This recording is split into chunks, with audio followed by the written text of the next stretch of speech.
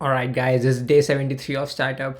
Today, I want to talk about how to prove your idea to yourself, to the customers, and to the investors. So, I'm at the stage where I have an idea and I need to prove it to myself first. So, that's the first stage. And what do I mean by prove it to myself is that before I become overconfident and just put in too much of investment in terms of time and effort, I should gather more evidence that this is probably going to work both in terms of usability and second in terms of technology. So usability wise, I'm trying to become my own user and at least try to see the product from the user's perspective so that I can uh, realize the some value. And once I can realize value, I can see that maybe some people will be like me who will see value in this.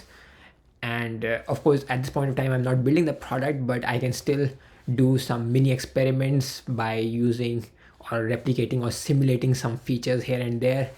And the more evidence, more such evidence I have, the more confident I can be. And on the same side, I need to study the technology part because there's a lot of things we have to figure out whether these things can be built out or not. So I do not need to build it, but I do need to find some indication of that they can be built, and also that I can learn these skills in a reasonable amount of time to build it. So that's just proving to myself. After this, you have to take this idea out, and I don't think that customers will be overright welcoming for a new company and a new product. And for them, how to prove to customers, okay, here I have not done this right now, but I am just speculating. To prove to customers, I think they really need to maybe learn about how you are solving the problem for other companies similar to them. But if that is not still happening because this is your first customer, then maybe you have done some pilots with some free customers. And even to convince people for pilot, maybe I think this is the way to, I think, convince them that there can be evidence that how well you understand their problem, how well you understand their worldview. So if you really understand their worldview and you can give them some insight about how they're missing out on some information and how they can be doing that particular part where your product fits better, then I think they will be willing to consider it.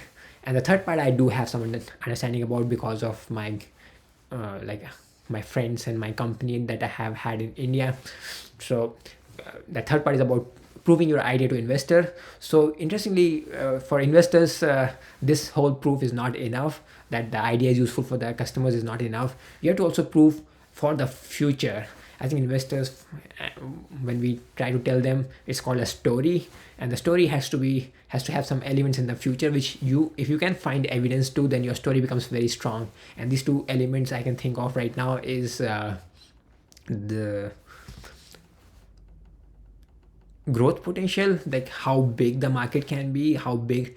So maybe you are starting with something which is probably not a big market, but you have to prove that with this first step you'll be able to prepare yourself for a bigger thing. And second thing is how well you will be able to defend yourself against the people who will try to copy your thing, copy your idea.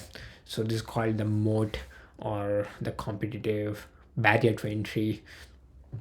And there are, of course, you can search this on the internet, what how to build a moat, and you can find a lot of ways to do that. Like maybe your technology involves a lot of investment from the user from over time, so that it will be difficult for them to move away from it. Or maybe it integrates so well into their ecosystem that other products will find it hard to integrate there. So yeah, so just wanted to say like how at different stages you have different kind of proofs to gather. And at my stage, I just need to first proof for myself, and then I will be working on the proof for the investor and also proof for the customer to be able to get started. But yeah, so of course, do not ever skip the step of proving to yourself, because that's where most entrepreneurs make mistake, and then they have to pay a lot later on because they waste their time without looking for that proof first.